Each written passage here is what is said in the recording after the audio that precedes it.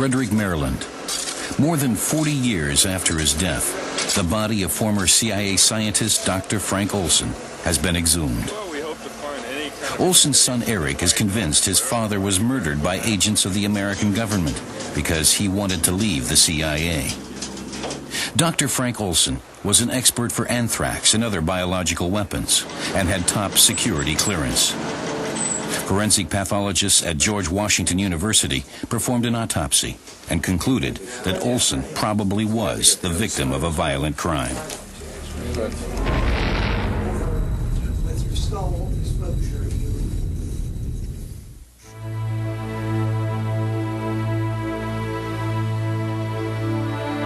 I was very strongly identified with him. I loved him. And I'm sure that's why, in the end I came to, take on this task of trying to figure out what had become of him.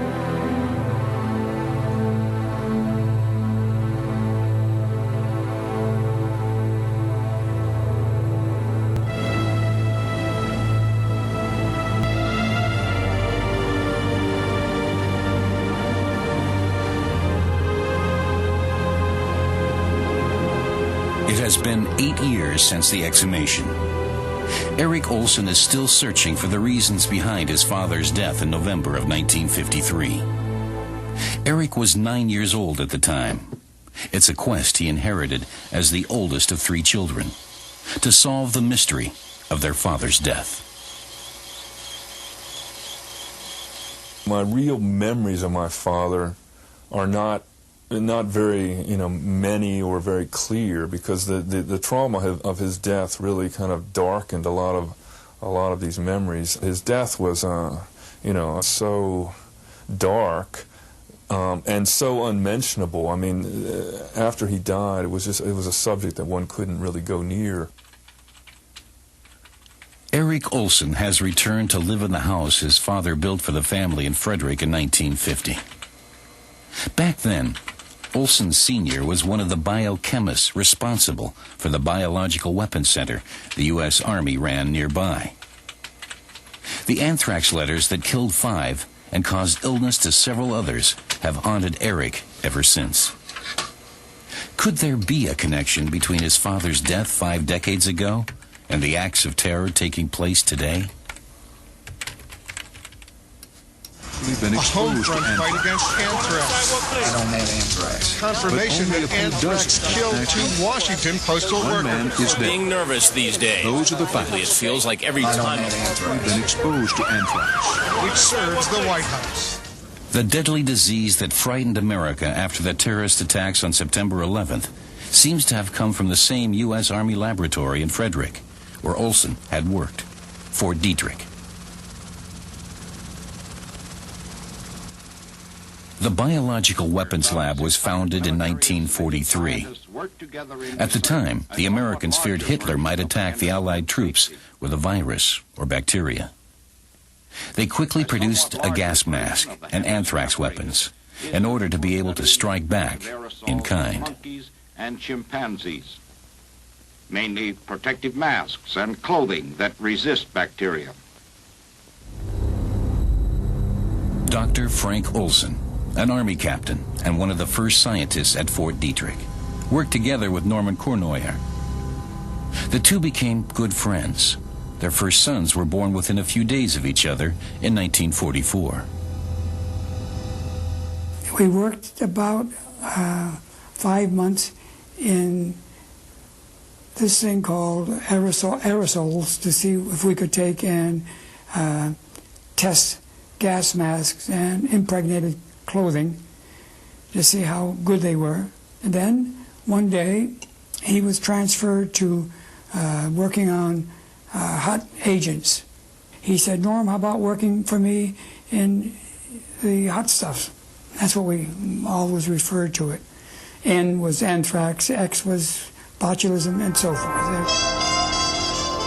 Christmas 1947. The war is finally over.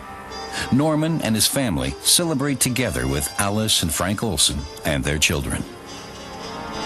Were we close? Yes, very, very close. Every day of the week for 2.5 years. so you can expect us to be close. Among the things his father left behind, Eric Olson found some home movies and slides. At first, he didn't pay them much attention, but today he sees that material from a different point of view.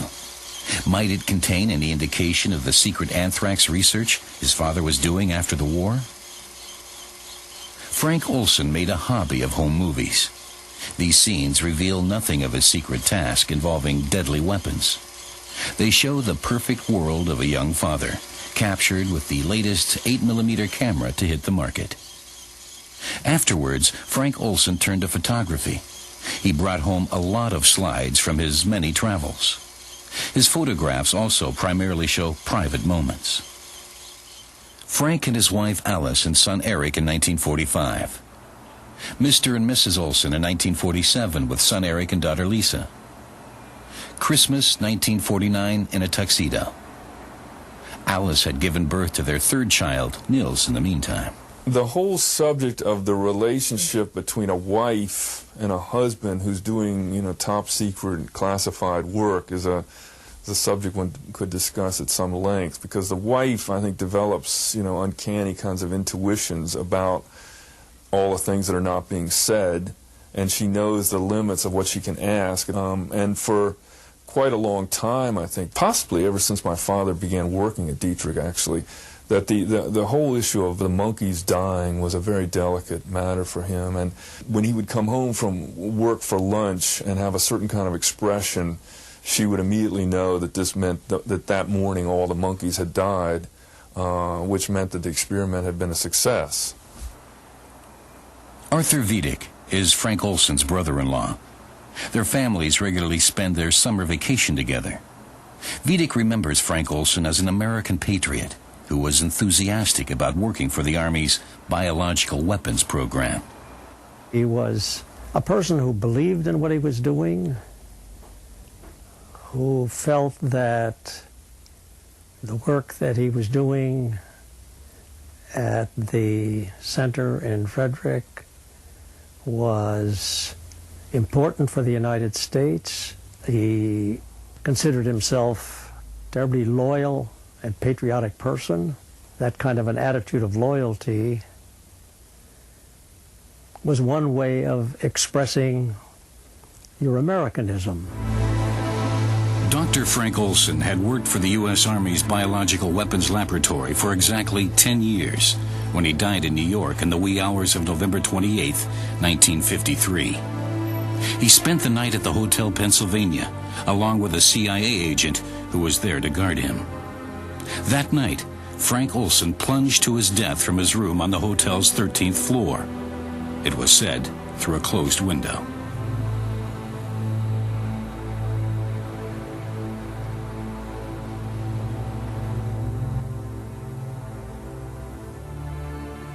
Niels, the youngest of Olson's 3 children, scribbled on the clipping with a crayon. I was simply told that, your father has had an accident and he's died. And the only detail I was then given was that he had fallen or jumped out of a window. And I remember quite clearly just being totally stupefied by this.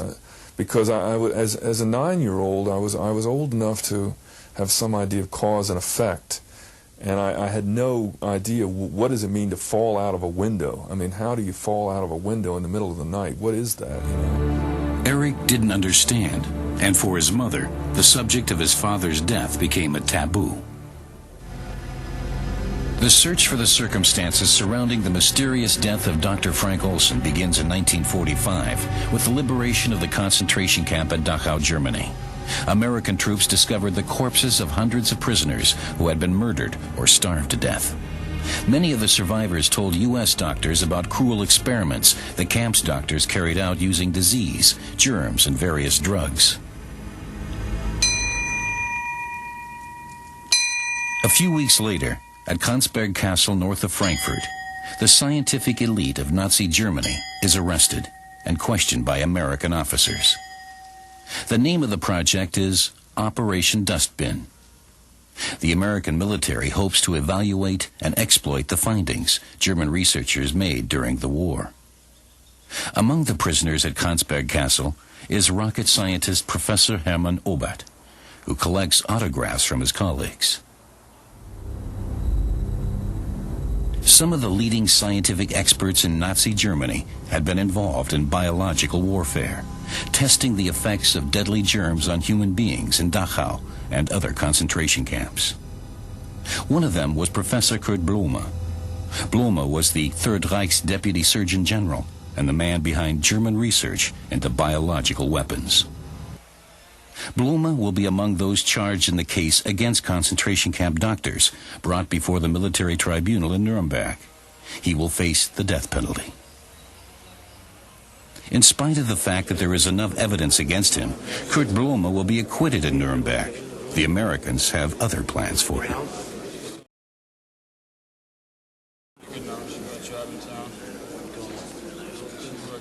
Ich habe hier in aller Offenheit bekannt, dass ich ein überzeugter Nationalsozialist und Anhänger Adolf Hitlers gewesen bin. We were interested in anyone who did work in biological warfare. Now, did they want to use that, the Nazis? Yes, absolutely. They wanted to use anything that would kill people. Anything. The Americans save Kurt Blume, seen here on the left, from death by hanging. In turn, he provides them with information about the Nazi biological weapons program. One of the specialists interrogating Blume is Donald Falconer, a friend and colleague of Frank Olson. Falconer is responsible for developing anthrax bombs. Today, more than 50 years later, Donald Falconer lives in a convalescent home not far from Frederick. We had quite a number of meetings. Well, maybe he came in a lesser... Eric Olson had visited Falconer several times, hoping his father's old friend might one day confide a crucial secret in him.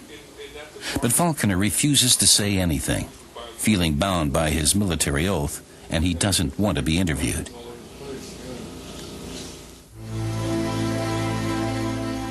In one of his father's films, immediately following images of his grandfather, Eric discovers a sequence that seems to show secret crop dusting flights that took place in 1947. Using the findings of Blume and other Nazi scientists, the Americans experimented with artificial diseases capable of destroying crops. After this short clip, more family pictures of the children.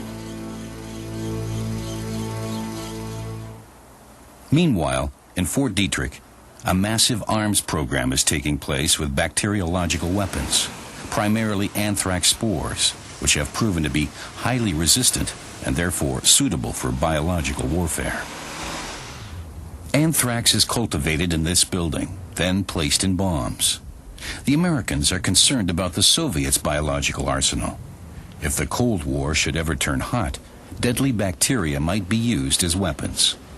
The Army demands ample weapons at the ready.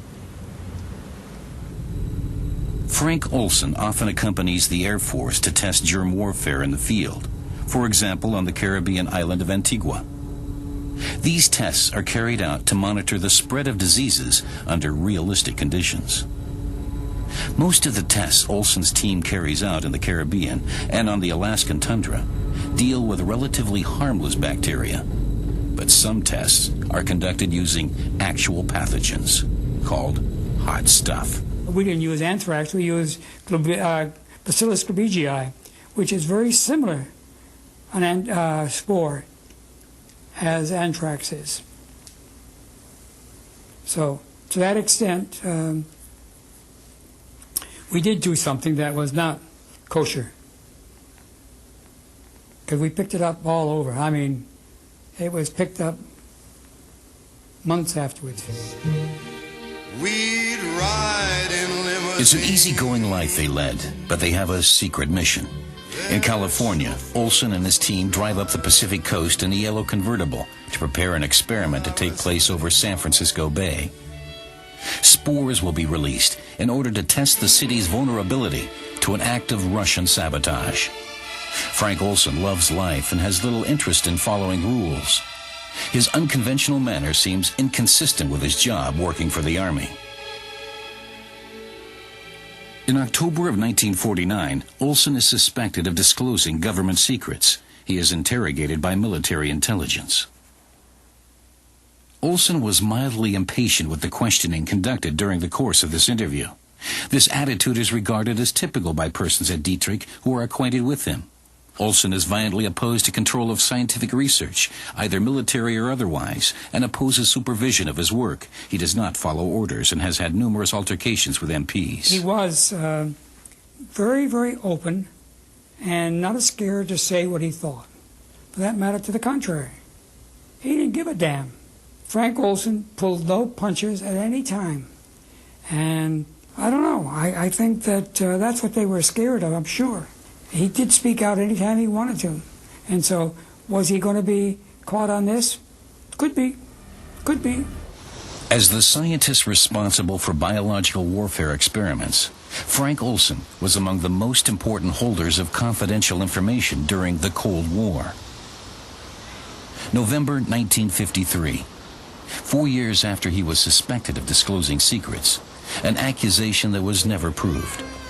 During a trip to New York, Olson is accompanied by a CIA agent who watches him constantly, never leaving his side.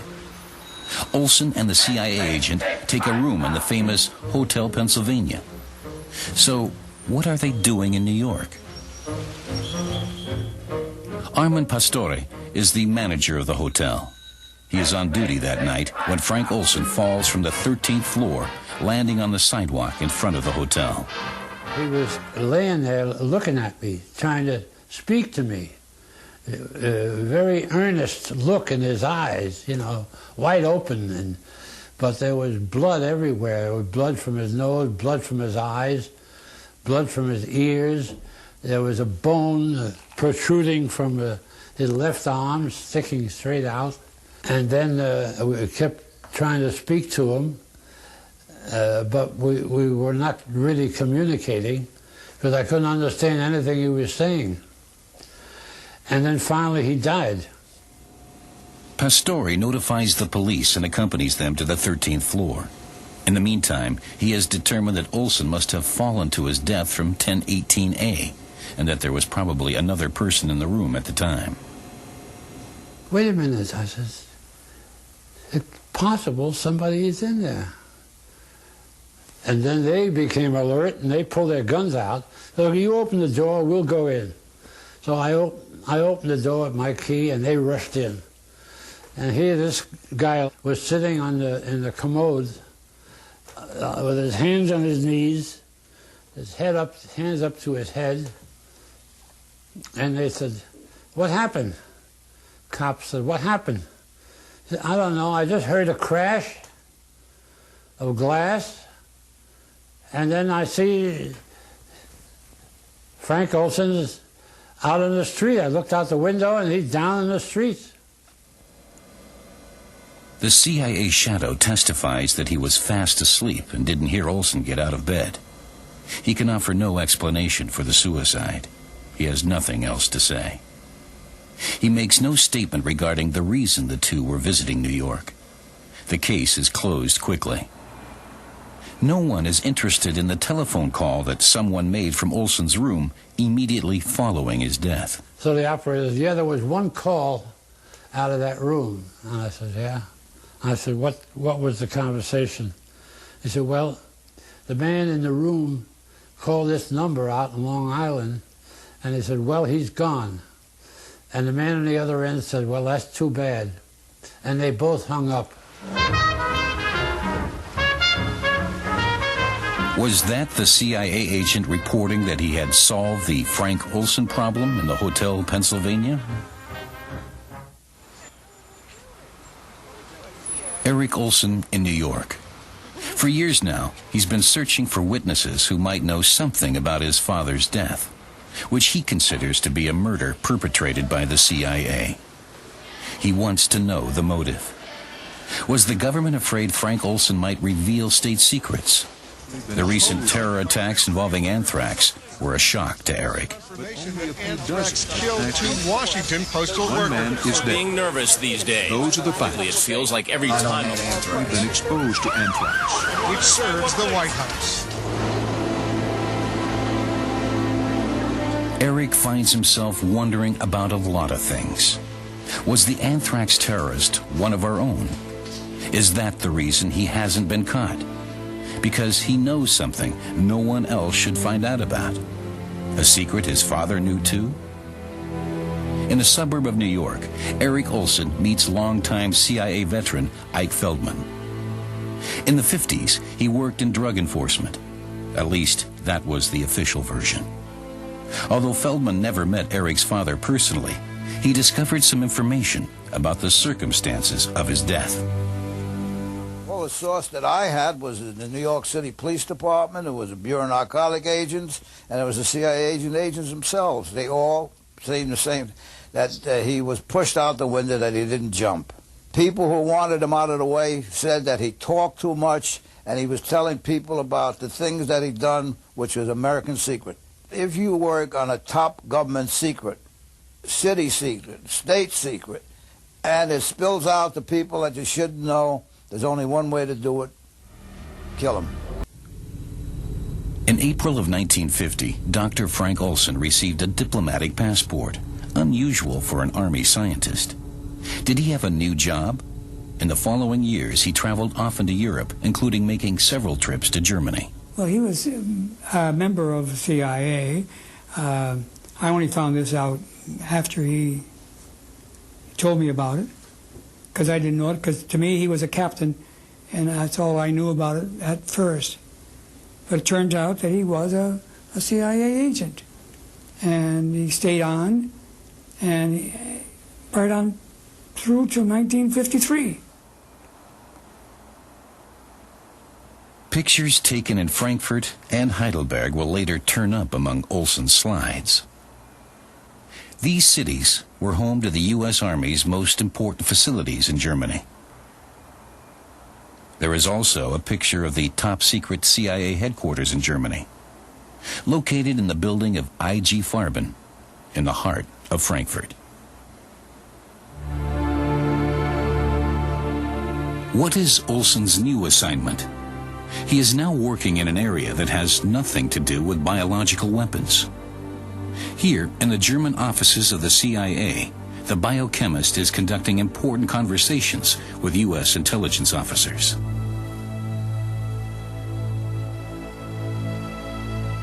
Increasingly, he can be found in the company of other CIA agents, including a certain John McNulty.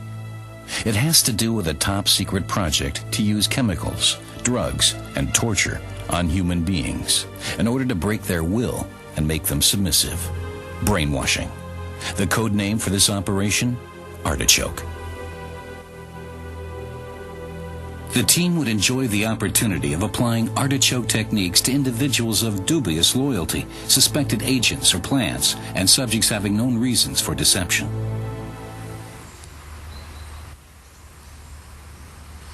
In Oberursel in the Taunus Hills north of Frankfurt, hidden in old half-timbered houses, the U.S. Army led a quiet little interrogation center, Camp King.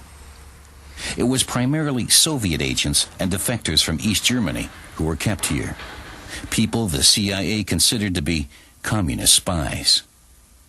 Special teams, the so-called rough boys, interrogated the prisoners.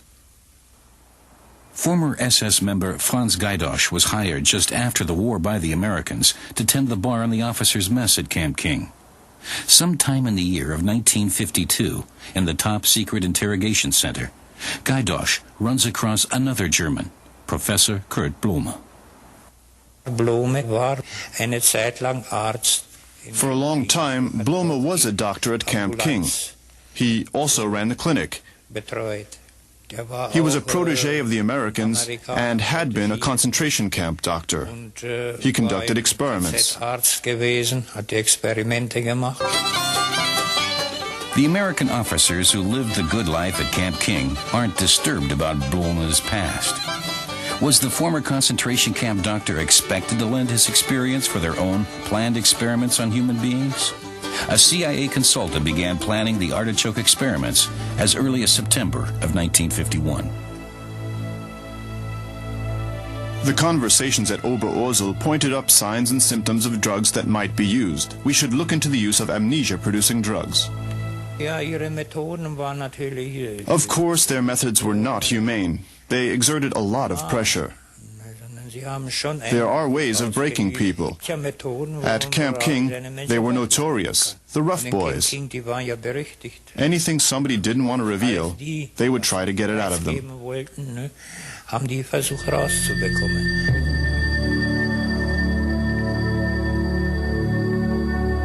There are many indications that the cruel experiments involving human beings, Operation Artichoke, took place in this isolated CIA safe house near Camp King at the edge of a town called Kronberg. The former Schustervilla, now called Haus Waldhof, was built shortly after the turn of the century as the summer residence of a Jewish banking family from Frankfurt. The Nazis confiscated it in 1934, and the Americans took it over after the war. The neighbors, the community, didn't know who it was, what this place was, because the military personnel going in and out of the house weren't in uniform. They wore civilian clothing. The vehicles had no license tags, so the community wasn't even aware it was an American facility.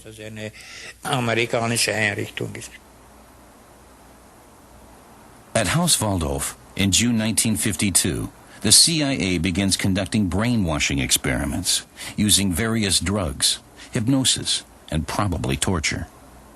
One of the top secret protocols documents a Russian agent being pumped full of medication.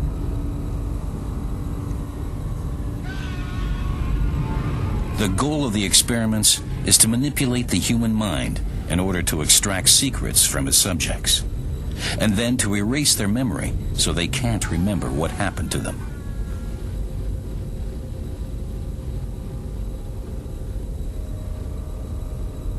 Dr. Frank Olson arrived in Frankfurt on June 12, 1952, from Hendon Military Airport near London.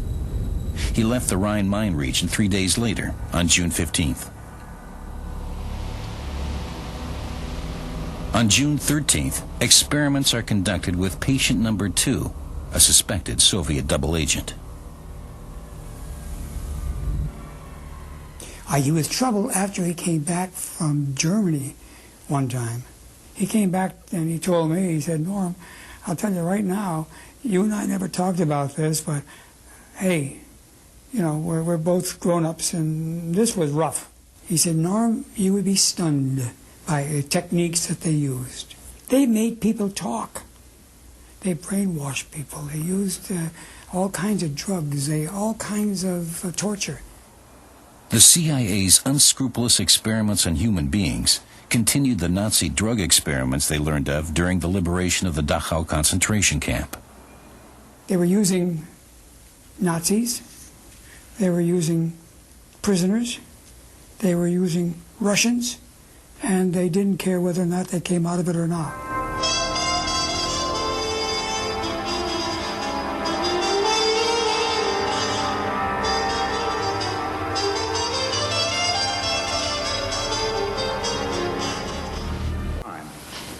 One of the things we had to do was to assemble an... Meanwhile, the U.S. Army was conducting extensive experiments with a new miracle drug, LSD. Here, for example, a soldier was expected to assemble a rifle while under the influence of the hallucinogen. The Army's LSD experiments took place on the campus of the Chemical Corps in Edgewood Arsenal. The scientists who worked in these laboratories in the early 50s and who collaborated closely with Frank Olson were looking for new hallucinogenic substances. They hoped to find a way to use the drugs on the battleground.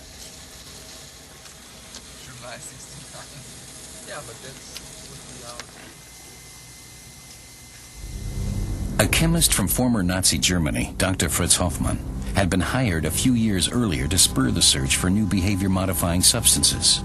Immediately after the war, he courted the Americans, seeking to ensure a job in the United States. There was an interest in the U.S.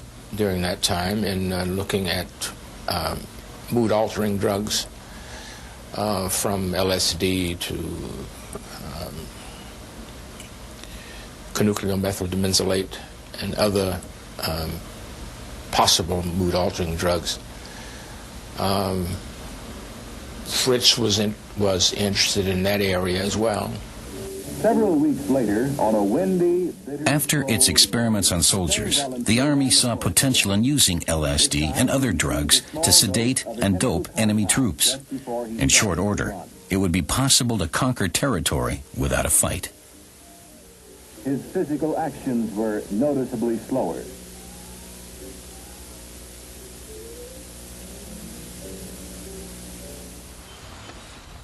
A short time later, the CIA begins conducting its own LSD experiments in the bohemian New York neighborhood of Greenwich Village on Bedford Street. But unlike the Army experiments, the subjects of these tests, which took place in an apartment disguised as a brothel, would not be informed.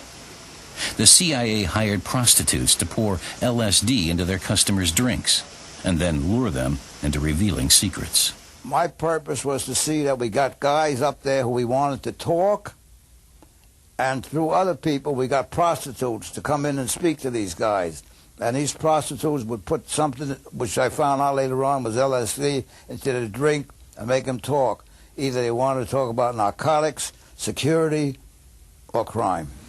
This was all part of the CIA experiment. They called it dirty tricks. LSD, it was soon learned, was a much more effective way to loosen the tongue than alcohol was.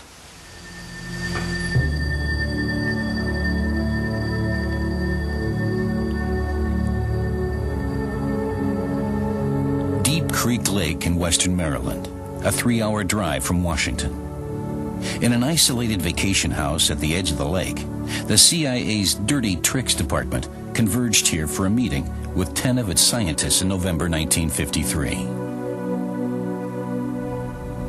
The meeting is about artichoke.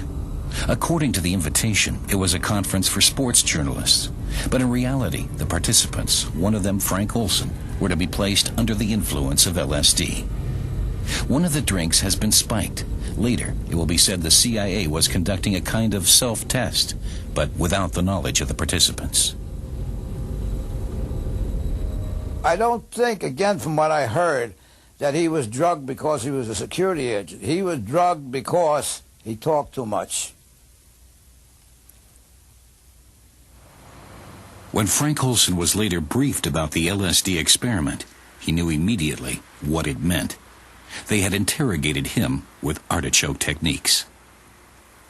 Friday evening, he came home and spent the weekend, in this house with my mother and brother and sister and me. And during much of that weekend, they sat on a sofa, which was just over here, and it was a foggy November weekend, as she described it, and they sort of sat there holding hands and kind of staring out these big windows into the fog. And he described having made something he referred to as a terrible mistake. The CIA brings Olson, accompanied by an agent, to New York. In the hotel, they are joined by a doctor working for the Secret Service, who administers medication.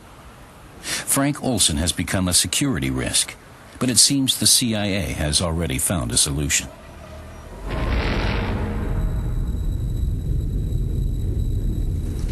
They're there, but 40 years later, at the Institute for Forensic Medicine at George Washington University, the body of Dr. Frank Olson has been exhumed and is undergoing an autopsy. Eric wants clarity once and for all. And as it turns out, the results of the first autopsy in 1953 in New York were manipulated.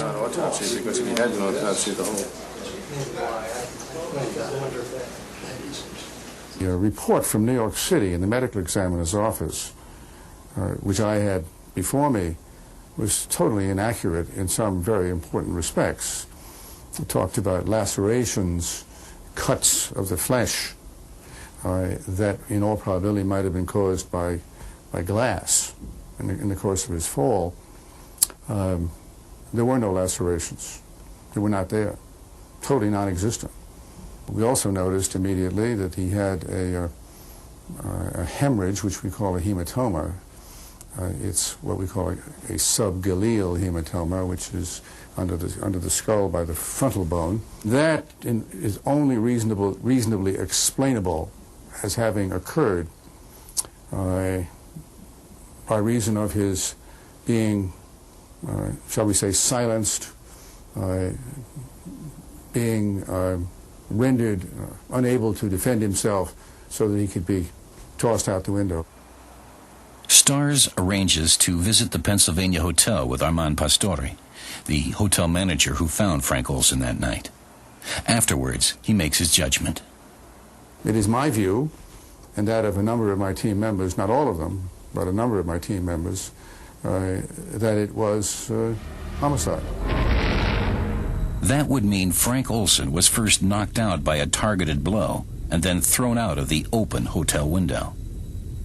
Just a few months before the murder took place, the CIA had this study of assassination prepared, a how-to book for agents on how to kill people without leaving any clues. In this report it says, "The most efficient accident in simple assassination is a fall of 75 feet or more onto a hard surface. In some cases, it will be necessary to stun or drug the subject before dropping him." What was spelled out in that assassination manual was almost letter for letter what happened to Dr. Olson. And it was a protocol, as we call it, for an assassination which fit like the fingers in a glove. So was it in fact murder? But for what reason? Why did Olson speak of a terrible mistake he had made? There's a piece missing, and I'm not sure that I'm the one to give it to you. But what happened was that he just got involved in it in a way that he was not happy about it, but there's nothing he could do about it. He was CIA, and they took it to the end. Summer 1953. Frank Olson and his father-in-law cut down a tree. Then the family goes to Tupper Lake on vacation, just like every year, with Arthur Vidic, his wife, and their children. Everything seems the same as always, but that appearance is deceiving. Frank is troubled by something, and he makes an attempt to confide in his brother-in-law, Art. I'd never had a conversation with him about anything that might have involved moral values. What startled me about it was that he had mentioned the Bible and that he was struggling with something. You knew that there was a problem that he was attempting to confront. But what that problem was, I didn't know. I can visualize his face, actually. It was drawn in a way I'd never seen him before. While the family enjoys summertime at the lake, Frank retreats into his own world. My mother also recalled that my father was short-tempered during that last summer, and that she knew that he had been going through some kind of crisis. I mean, she knew he hadn't been sleeping well, and she knew he wasn't really at peace. He had been agitated and worried about something, and had, from time to time discussed leaving Detrick, leaving his job and retraining himself as a dentist. And she had encouraged him to do this, if that's what he wanted to do. In Asia at the time, a bitter war was going on between Allied U.S. troops against the North Koreans and Chinese. It had already been going on for 3 years. It was the first long-awaited and long-feared battle between the West and communism. Could the Korean War have anything to do with Frank's personal problems?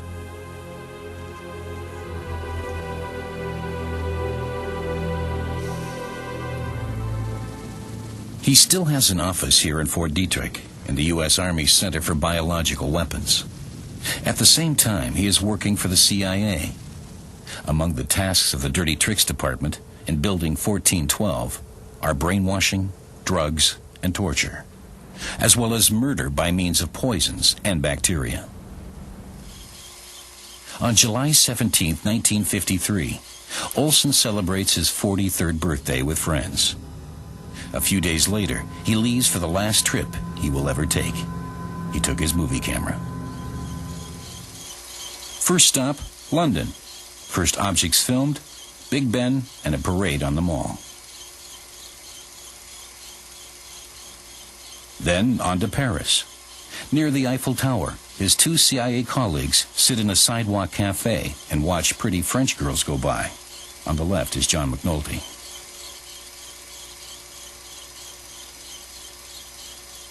Paris, London, Stockholm. Frank will later write on the packaging. His son Eric is seeing his father's last film for the first time in his memory. Then, suddenly, a picture of the ruins of the Reichstag and Brandenburg Gate.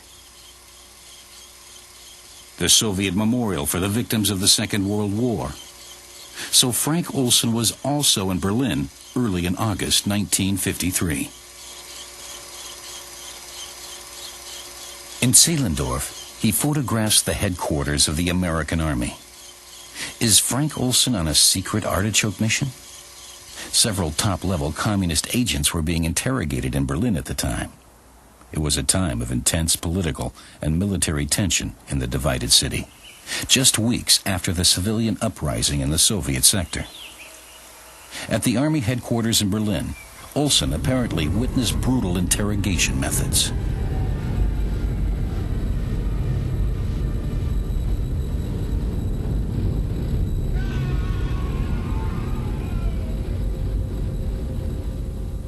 When he came back from Germany the last time, he sounded different. When he talked to me, he said, I can probably tell you things that I can't tell other people because you're still in top secret material, but the people that he saw in Germany went to the extreme. And he said, Norm, did you ever see a man die? And I said, no. And he said, well, I did. They did die. Some of the people that were interrogated died. So you can imagine the amount of work that they were doing on these people.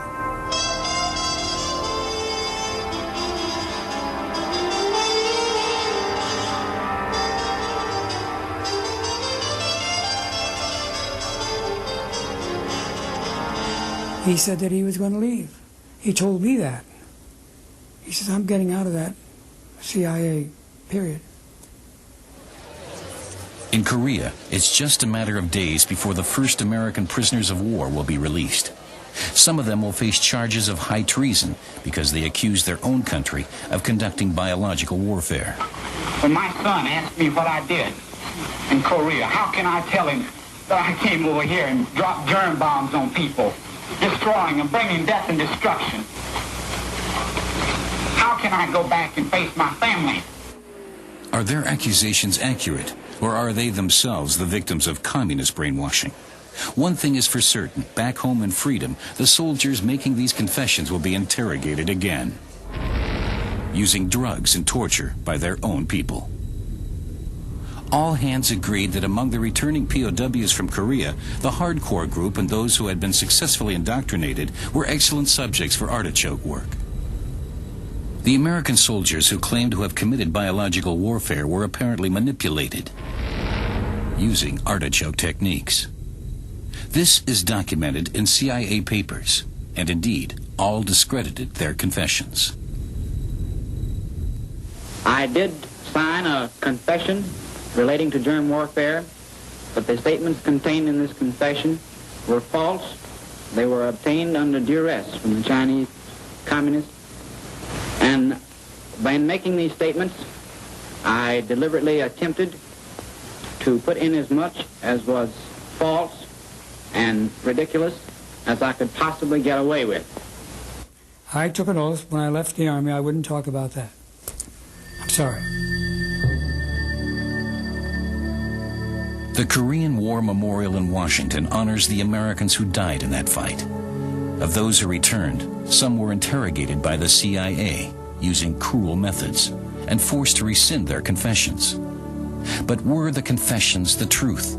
Did the Americans in fact use biological weapons in the Korean War? As a test? And was this the secret Frank Olson knew and might disclose? This fits with what my mother had always said: Korea really bothered your father. Finally, when one of my father's colleagues, within the past year only, told me that, my father had come to understand that Korea was the key thing, and that they were using biological warfare methods in Korea. So, and then I proceeded to ask him, well, what about the germ warfare confessions? That this was alleged to be by the American government. These confessions made by the American servicemen were immediately discredited under the idea that these were manipulated and produced only by the effect of brainwashing. And at that point, my father's colleague looked at me and he said, as if to say, read my lips, he said, it wasn't all brainwashing. Would this colleague, Norman Kuhnoyer, repeat this statement in front of the camera? He has never made a public statement, neither about Frank Olson nor about biological warfare in the Korean War. Will he, now in his 80s, pay last respects to his old friend Frank Olson, and to Frank's son Eric, who takes part in this conversation? I took an oath when I left the United States Army that I would never divulge that type of stuff. You divulged it to me. You can't prove it, can you? I can assert it. I mean, you told me. Hearsay.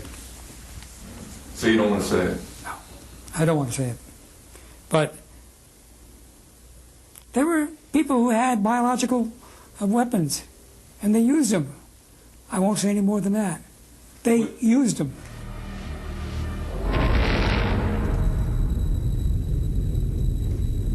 Was there a reason for your dad being killed by the CIA? I believe so.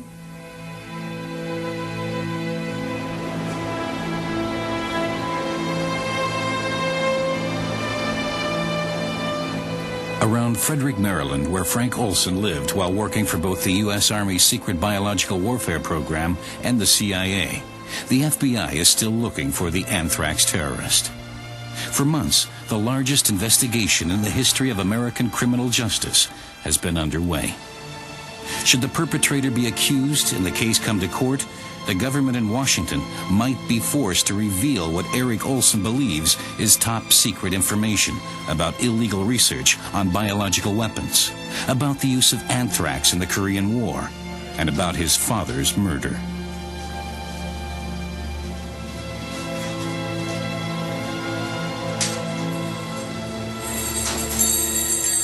Eric wants to tell his friend Bruce about the latest evidence. Bruce has been at his side throughout his years of research. Once in the summer of 1975, the American government didn't hesitate to see to it that the truth was not made known. The conspiracy originated at the top, in the White House, initiated by Donald Rumsfeld and Richard Cheney. It had just been learned that the CIA allegedly drugged its employee Frank Olson with LSD before his supposed suicide. Rumsfeld and Cheney, heads of the White House Chiefs of Staff, at the time recommended to President Gerald Ford that he apologize to the family in the name of the government and to support retribution in order to prevent worse things from happening. That's the content of this White House memo. There is the possibility that it might be necessary to disclose highly classified national security information in connection with any court suit or legislative hearings. 10 days later, Ford hosted the Olson family and apologized. This allowed him to remain silent about state secrets and the true reasons for Frank Olson's death. What this means for me is that, national security homicide is not only a possibility, but really it's a necessity when you have a certain number of ingredients together. If you're doing top secret work that is immoral, arguably immoral, especially in the post-Nuremberg period, and arguably illegal, and at odds with the kind of high moral position that you're trying to maintain in the world, you have to have a mechanism of security which is going to include murder.